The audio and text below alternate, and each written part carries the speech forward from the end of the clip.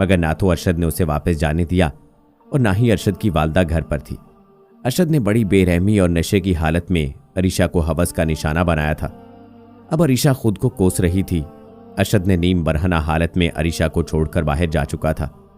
अरीशा अरशद से भीख मांगती रही, मगर अरशद को एक लम्हा भी ख्याल न आया। अरीशा भी एक मिडिल क्लास तबका से थी। अरशद का ये दूसरा रूप था, मगर उसके बारे में नगीना को एक पल के लिए भी शक न हुआ कि अरशद कैसा है। नगीना चालाक नहीं थी और अरशद को भी ऐसी ही लड़की तलाश रहती थी। अब नगीना के वालिदैन ने नगीना की शादी की बात चला दी। नगीना सिर्फ अरशद की होना चाहती थी। नगीना घर में खुद बात न कर सकती थी। बदलते रिश्ते, बेटा हमें तुमसे बहुत जरूरी बात करनी है। नगीना के वालिदैन नगीना से कई दिन से बात करना चाहते थे, मगर वक्त न मिलने की वजह से वो बात न कर पाते। बेटा पैसा ही सब कुछ नहीं होता। हमें ऐसा पैसा नहीं चाहिए जो हमारी बेटी से हमें दूर कर दो। नगीना गर्दन झुकाए वालिद की बात सुन रही थी और बाप की आंखों में आंसू साफ नजर आ रहे थे। बाबा आप रो रहे हैं? उसके वालिद की आवाज में नरमी, इस कदर नरमी और जज्बात शामिल थे कि नगीना उन्हें गले लगाकर चुप करवाते हुए खुद भी रो पड़ी। बाबा आपको पता है आपकी बेटी बहुत काम करती है, बहुत मेहनत वाली है। हाँ हमारी बेटी दुनिया की सबसे अच्छी बेटी है। नगीना की वालदा ने नगीना को गले लगा लिया। अब तीनों लोग बहुत खुश भी थे और उसके वालिद ने नगीना से शादी के हवाले से भी बात कर दी। बाबा बस 6 माह मजीद मुझे नौकरी करने दें, इसके बाद आप जैसा कहेंगे वही करूंगी। इसी असना में नगीना के वालिद ने उसका माथा चूम लिया और बेफिक्र होकर मगर नगीना अरशद के बारे में सोच रही थी। उसके दिल में कई तरह के वहम जन्म ले रहे थे कि कहीं अरशद शादी से इनकार न कर दे। नगीना को समझ नहीं आ रही थी कि वो अरशद से बात करे। नगीना का भरम भी रह जाए और बात अरशद तक भी पहुंच जाए। ये काम थोड़ा मुश्किल जरूर मगर नामुमकिन नहीं था। नगीना को अरशद से इश्क हो चुका था और वो अपनी जुबान से इजहार नहीं कर सकती थी, क्योंकि अल्लाह ने औरत को शर्म व हया का मुजस्समा बनाकर धरती पर भेजा है। औरत में अल्लाह पाक ने बहुत सी खूबियों से नवाजा और इसमें एक खूबी ये भी है, मगर हमारा मुआशरा औरत को बहुत से काम भी करने पर मजबूर कर देता है। अब नगीना अरशद से बात भी करना चाहती थी। अरशद मुझे आपसे एक बात करनी है। गाड़ी में बैठी नगीना ने अरशद से बात करना शुरू की। वो रात मामा बाबा आए थे और मेरी शादी की बात कर रहे थे। आप क्या तोहफा देंगे मुझे मेरी शादी पर? अरशद भी बात समझ रहा था कि नगीना क्या कहना चाहती है। अरशद को शरारत सूझी। हाँ मैं तुम्हें अच्छा सा तोहफा दूंगा, अपनी शादी का कार्ड मुझे लाजमी पहुंचा देना। अरशद मैं क्या कहना चाहती हूँ और आप मजाक कर रहे हैं? अरे बाबा मैं अम्मी से बात कर ली है, कल तू मेरे साथ मेरे घर चलना, फिर मैं रिश्ता लेने अपनी वालदा को भेज दूंगा। अच्छा ठीक है, तुम कल ऑफिस से छुट्टी के बाद मेरे साथ चलना और घर पर बता देना कि मीटिंग में जाना है, देर हो जाएगी। अरशद आप सच कह रहे हैं ना? नगीना सवालिया नजरों से अरशद की तरफ देखा और मुस्कुरा दी। नगीना अब मजीद खुश हो गई थी, क्योंकि जैसा वो चाहती थी वैसा अब उसे मिलने जा रहा था। नगीना मुकम्मल तौर पर बदल गई थी, मगर शराफत और शर्म हया पहले की तरह ही थी। नगीना ने घर जाकर मीटिंग का बताया और अगले दिन ब्लैक जीन्स और येलो कलर की शर्ट पहनकर अरशद के साथ चल दी। नगीना आज अपनी सास से मिलने वाली थी और परेशान भी थी कि न जाने उसकी सास कैसी होगी। उधर अरशद अपनी वालदा को सारी हकीकत बयान कर चुका था और अम्मी को राजी भी कर चुका था। नगीना को वो वक्त याद आ रहा था जब वो कॉलेज की फीस भरने के लिए अपनी दोस्तों से उधार मांगती थी, और आज नगीना दूसरी की हर तरह की भी मदद भी कर रही थी। नगीना बेसहारा लोगों को सहारा देना चाहती थी और एक ट्रस्ट बनाना भी उसका ख्वाब था, मगर इस ख्वाब तक पहुंचने के लिए उसे मजीद तगोदौ की जरूरत थी। अरशद से नगीना को अच्छा खासा पैसा मिल चुका था और सेविंग भी कर चुकी थी, मगर नगीना में एक लम्हा भी गरूर न आया। नगीना मोहब्बत को इबादत का दर्जा दे चुकी थी और वो ऐसी ही मोहब्बत की कायल थी जिसमें महरम सिर्फ उसे पहली रात ही छू सके। इंसान वही कुछ हासिल भी करता है जिसका वो गुमान करता है, और नगीना का भी यही गुमान था जो नगीना को मिल रहा था। इंसान की जिंदगी में अक्सर ऐसे हालात आ जाते हैं जिसका उन्हें वहमो गुमान भी नहीं होता, मगर कामयाब वही होता है जो इन इम्तिहानात को बर्दाश्त करे और अबूर कर ले। नगीना को अपनी सास से मिलने की खुशी के साथ साथ डर भी लग रहा था। अरे यार डरने की जरूरत नहीं है, वो मेरी वालदा है। ये कहकर अरशद ने नगीना को रिलैक्स किया और ऑफिस से निकल पड़े। अरशद आओ कहीं घूमने चले, पहली बार अरशद को नगीना ने खुद कहा था। अरशद ये सुनकर बहुत ज्यादा खुश हुआ और दोनों गाड़ी पर बैठकर लॉन्ग ड्राइव पर चले गए। अरशद ने गाड़ी चलाते हुए नगीना का हाथ थामने की कोशिश नहीं की। अरशद अभी ऐसा वैसा कुछ मत करे, मैं आपको महरम बनने के बाद आपके हवाले कर दूंगी, मगर अभी ये सब ठीक नहीं है। अरशद को वक्ती तौर पर गुस्सा जरूर आया, मगर बाद में ठीक हो गया। अब दोनों पार्क में जाके बैठे और कॉफी पीने लगे। नगीना ने जब अपनी घड़ी देखी तो रात के 8 बज चुके थे। देखें, वक्त का पता ही नहीं चला। चलिए उठिए, अब चलते हैं, नगीना ने परेशान होते हुए अरशद से कहा। अच्छा बाबा चलो, मामा भी इंतजार कर रही होंगी। नगीना ने आज अरशद से बहुत सारी बातें की और दिल खोल दिया और सब कुछ अरशद को बता दिया। मर्द को जब लड़की की हकीकत का पता लग जाए तो मर्द के लिए औरत की इज्जत कम हो जाती है। कहते हैं कि मोहब्बत इंसान को अंधा बहरा कर देती है। जो ना भी बताने वाली बातें हों, मोहब्बत में वो भी बताकर खुद को कैद कर लिया जाता है। मर्द की फितरत है कि मर्द उस औरत के ज्यादा करीब जाता है जिसको वो हासिल ना कर पा रहा हो। अरशद, कितना सफर रह गया है? गाड़ी में बैठी नगीना ने अरशद से पूछा। बस आधा घंटा मजीद, तुम देख रही हो ट्रैफिक कितनी जाम है। अरशद, ये फुटपाथ पे सोने वाले बच्चों का कोई नहीं होता क्या जो इन्हें छता कर दे? नगीना जो बाहर फुटपाथ पर सोए लोगों और बच्चों को देख रही थी, परेशानी के आलम में अरशद से पूछ रही थी। अरे मेरी जान, छोड़ो, तुम क्या बातें लेकर बैठ गई हो? हमें खुद से गर्ज होनी चाहिए। लो बस इस अगली गली में, मेरा मतलब हमारा घर है। अरशद ने गाड़ी का हॉर्न बजाया और अंदर से चौकीदार ने दरवाजा खोल दिया। अरशद, लो घर आ गया है। रशीद मैडम के लिए गाड़ी का दरवाजा खोलो। रशीद बहुत अदब से नगीना को सलाम करने के बाद दरवाजा खोलता है। नगीना जब अपने पांव जमीन पर रखती है और नजर उठाकर इधर उधर का जायजा लेने शुरू करती है, नगीना की आंखें खुली की खुली रह जाती हैं। इतना शानदार महल, उसने दिल में कहा और आहिस्ता आहिस्ता अंदर कदम कदम बढ़ाने लगी। एक मेन दरवाजा जो कि खास लकड़ी का बना हुआ था। लब सड़क आस पास देखा तो घास पर झूलों को देखकर दिल खुश हो गया। इसके साथ ही पौधों की क्यारी लगी हुई थी जिसकी महक सारे घर में फैली हुई थी। कुछ लम्हों के लिए नगीना ने आंखें बंद की और महक को महसूस करने लगी। महल तौर पर टाइलों वाला था। नगीना, क्या देख रही हो? ये सब मेरी वालदा की ख्वाहिश से हुआ है। उन्हें फूलों से खास दिलचस्पी है। वो रोज खुद पौधों को पानी देती हैं। और ये है हमारा मुलाजिम रशीद। उसने रशीद का तारुफ करवाते हुए रशीद की तरफ इशारा किया। ये हमारे पास पिछले 30 साल से है। इस घर में मेरी वालदा का बहुत ख्याल रखता है। रशीद हाथ बांधे सर को झुकाकर खड़ा था। साहब जी, अम्मी की तबीयत खराब है और वो दवा अभी नहीं खा रही। रशीद ने अरशद को उसकी माँ की तबीयत के बारे आगाह किया। तुमने फोन क्यों नहीं किया? अरशद अब रशीद पर गुस्सा हो रहा था। साहब जी, बेगम साहबा ने मना किया था, चलो जाओ यहां से। अब नगीना ने गौर करना शुरू कर दिया और इस बात तक पहुंच गई कि अरशद को किसी गरीब का एहसास भी न था और रशीद को घर में नौकरी देना उसकी मजबूरी थी, क्योंकि रशीद अरशद के वालिद ने अपनी जिंदगी में मुलाजमत दी थी। अरशद उसे निकाल भी नहीं सकता था। अच्छा बात सुनो रशीद। अरशद ने रशीद को जाते हुए रोका। जी साहब, मैंने तुम्हें कहा था कि एक मुलाजमा का बंदोबस्त करो। पहले वाली तो भाग गई। अपने यार के साथ जी साहब मैं बात की है। मेरी बेटी है साहब, वो आगे पढ़ना चाहती है, आप उसे ही नौकरी दे दें। रशीद इस कदर मजबूर था कि अपनी बेटी की भी मुलाजमत के लिए मान गया था और अब वो जवान भी हो चुकी थी। उसकी शादी की बात फिक्र रशीद को फिक्रमंद रखती थी। रशीद का एक ही बेटा था जिसको नशे की लत पड़ चुकी थी। रशीद की बीवी जो अब बीमारी की हालत में थी। घर में फाकों की कैफियत थी। रशीद के बेटे ने अपना नशा पूरा करने के लिए घर की कीमती चीजें फरोख्त कर चुका था। अब रशीद के पास ना कोई सरमाया था और ना ही कोई आमदन का जरिया। बस एक यही नौकरी थी जो कि पिछले 30 बरस से कर रहा था। निहायत मजबूर होकर उसने अपनी बेटी आमना को आगे पढ़ाने का सोच रहा था, क्योंकि आमना को पढ़ाई का बहुत शौक था और आमना के कई रिश्ते भी आए, मगर हर रिश्ता 40 से लगभग लोगों का आता था। अगर कोई जवान रिश्ता आया भी जाता तो वो इनकार कर देते।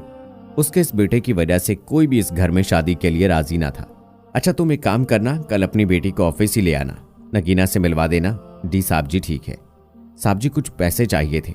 रशीद ने डरते हुए अरशद से आजिज़ाना अंदाज में सवाल किया। रशीद अभी परसों ही तो तुम्हें पैसे दिए थे, अब फिर से?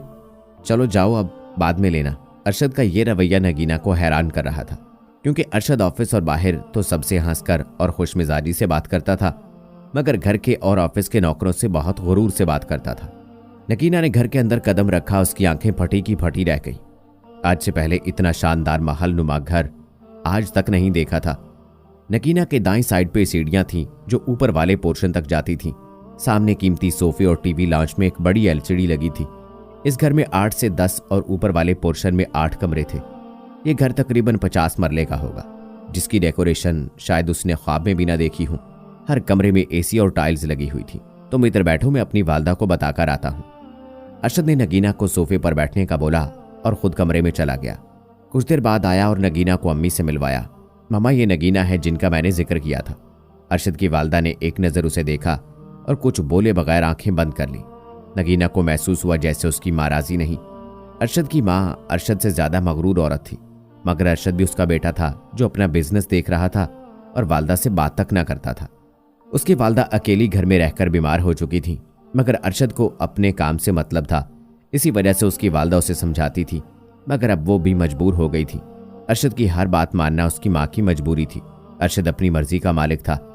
जुबैदा बेगम यानी अरशद की माँ नीम बेहोशी की हालत में थी। Hello doctor. राज, मैं अरशद बात कर रहा हूँ। घर तशरीफ लाएं, वालदा की तबीयत खराब है। अरशद अब किसी डॉक्टर को कॉल कर रहा था। नगीना, तुम मम्मी के पास बैठो, मैं डॉक्टर साहब को लेकर आता हूँ। नगीना को अब परेशानी लाहक हो गई कि वक्त बहुत हो गया है। अम्मी अब्बू इंतजार में होंगे और रात के 10 बज गए थे।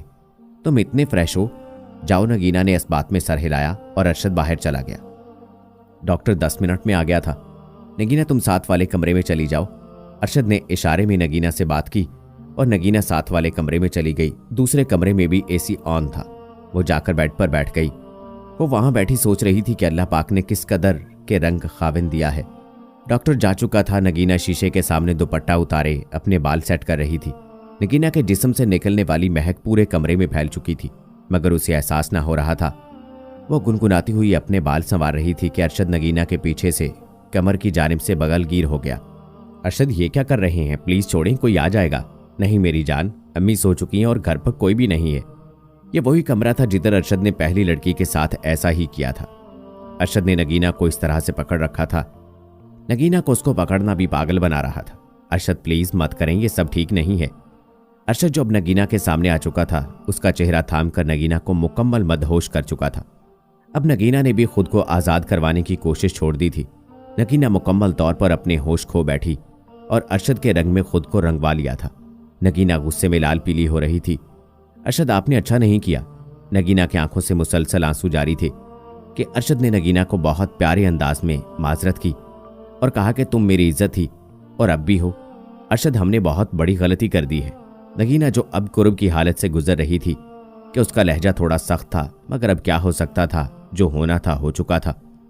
चलो मैं तुम्हें छोड़ आता हूँ, तुम्हारी तबीयत ठीक नहीं है, कपड़े पहन लो। नगीना कुछ बोले बगैर तैयार हो चुकी थी और घर पहुंचकर खुद को कोसती रही। नगीना को कब की रात से लगी हुई थी, वो ठीक तरीके से सो भी ना पाई थी। नगीना ने अपना मोबाइल बंद कर रखा था। अरे बेटा, तुम्हें बहुत सख्त बुखार है, कितना जिस्म तप रहा है। नगीना को चुप लगी हुई थी। दवा लेने के बाद नगीना की तबीयत कुछ बेहतर थी। मोबाइल ऑन करने पर 50 के लगभग मैसेजेस नगीना को मौसूल हुए, जिस पर तहरीर था कि मैं अपने किए पर बहुत शर्मिंदा हूँ, मुझे माफ़ कर देना। मैं अब भी तुम्हें चाहता हूँ, कल भी तुम्हारे घर अम्मी को लेकर पहुँच रहा हूँ, अपने वालिदैन को बता देना। इस बात पर नगीना को काफ़ी हद तक सुकून मिला और वो 2 दिन ऑफिस ना गई। दरवाजे की बेल बजने पर नगीना ने दरवाज़ा खोला। अरशद और उसकी माँ को अपनी आंखों के सामने पाकर दुपट्टे को सेट किया। अस्सलामुअलैकुम कहकर रास्ते से हट गई। नगीना पहले ही अपने वालिदैन को बता चुकी थी। आओ बेटा। नगीना की वालदा ने बहुत एहतराम से अरशद का इस्तकबाल किया और रूम में बिठा लिया। जुबैदा बेगम अब कमरे का बगौर जायजा ले रही थी। बेटा, क्या खाएंगे आप? नगीना की वालदा ने आने वाले मेहमानों से पूछा। कुछ नहीं अम्मी, खाने पीने नहीं आए। जुबैदा ने अरशद के मुंह से अम्मी का नाम सुना तो अरशद की तरफ घूरने लगी। अरशद ने साथ ही बात को बदल दिया। आओ बेटा बैठो। नगीना की वालदा ने दरवाज़ा खुलने पर नगीना को अंदर आने को कहा। नगीना के हाथ में चाय की ट्रे थी। नगीना ने ट्रे टेबल पर रखते हुए नजरें चुराते हुए नाराजगी के अंदाज में अरशद को देखा। भरमज़दा चेहरा बनाकर अरशद के ऐन सामने जा बैठी। नगीना की वालदा ने खामोशी को तोड़ते हुए बात करना शुरू की। बेटा जाओ, बाकी का भी ले आओ। अच्छा अम्मी, जाती हूँ। नगीना के बाहर निकलते ही नगीना का वालिद कमरे में दाखिल हुआ और बेहद खुशी से अरशद को गले लगाकर मिला। कैसे हो बेटा? बहन जी आप कैसी हैं? नगीना के वालिद ने अरशद की वालदा से हाल अहवाल पूछा। जी भाई साहब, अल्लाह का शुक्र है, कहकर हल्की सी मुस्कुराहट दी और साथ ही बात शुरू कर दी। भाई साहब, हम लंबी चौड़ी गुफ्तगू के कायल नहीं हैं। मुझे आपकी बेटी को अपनी बहू बनाना है और हम हाथ मांगने आए हैं। मुझे आपकी बेटी पसंद है। जुबैदा ना चाहते हुए भी बेटे की जिद और खुद की मजबूरी की वजह से आमादा हुई थी।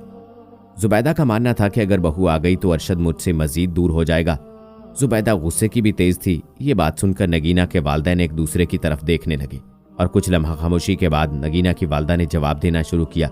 जुबैदा बहन, कौन नहीं जानता कि हम अपनी बेटी की शादी ना करेंगे, मगर हम डरे हुए हैं कि लोग क्या कहेंगे कि जिधर नगीना नौकरी करती थी उधर ही शादी कर ली।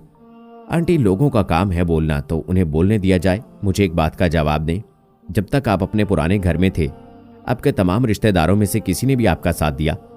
अरशद ने नगीना के वालिदैन से बात करना शुरू की। वो तो बात ठीक है बेटा, मगर हम इज्जतदार लोग हैं। हमने वो दिन भी देखे हैं जिनका आप सोच भी नहीं सकते। आंटी, मैं सारे हालात से वाकिफ हूँ, आप छोड़ दें बाकी। जुबैदा, अरे बाजी, आप खामखा परेशान हो रही हैं, हम सेट कर लेंगे, आप बस हाँ करें। हमने अपनी बेटी से भी इसकी मर्जी जाननी है, तभी जवाब दे पाएंगे। अब नगीना के वालिदैन कदरे फिक्रमंद हो चुके थे। अच्छा, अब इजाज़त दें, मुझे किसी काम के सिलसिले में जाना है। बेटा, शाम का खाना खाकर जाना ना, नगीना के वालिद आए हुए मेहमानों से कह रहे थे।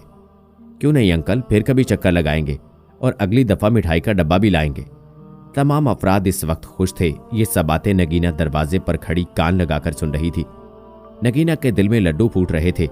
आखिरकार उसे उसकी मोहब्बत मिलने जा रही थी, मगर अब अरशद के सामने वो खुली किताब बन चुकी थी। नगीना इस हवाले से थोड़ी परेशान थी। जैसे ही अरशद और जुबैदा बाहर निकले, नगीना एक साइड पर हो गई।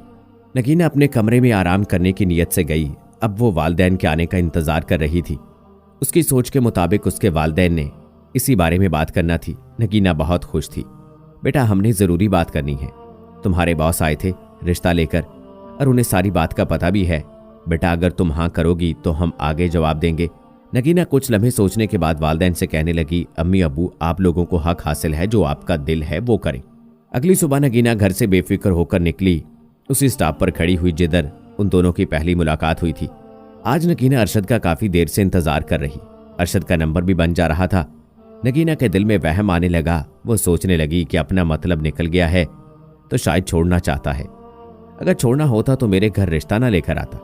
नगीना बेचैन हुई जा रही थी कि सामने आने वाली गाड़ी के हॉर्न ने नगीना को अपनी तरफ मतवज्जे किया। कार नई लग रही थी। जब गाड़ी नगीना के सामने आकर रुकी तो नगीना की जान में जान आई और जाकर गाड़ी में बैठ गई। अरशद आज कुछ परेशान लग रहा था। क्या हुआ अरशद, आज लेट क्यों आए हो? और तुम्हारा नंबर भी बन जा रहा है। कुछ नहीं नगीना, मोबाइल की बैटरी लो हो गई थी। नगीना, अम्मी नहीं मान रही। इस लफ्ज़ ने नगीना के होश उड़ा दिए।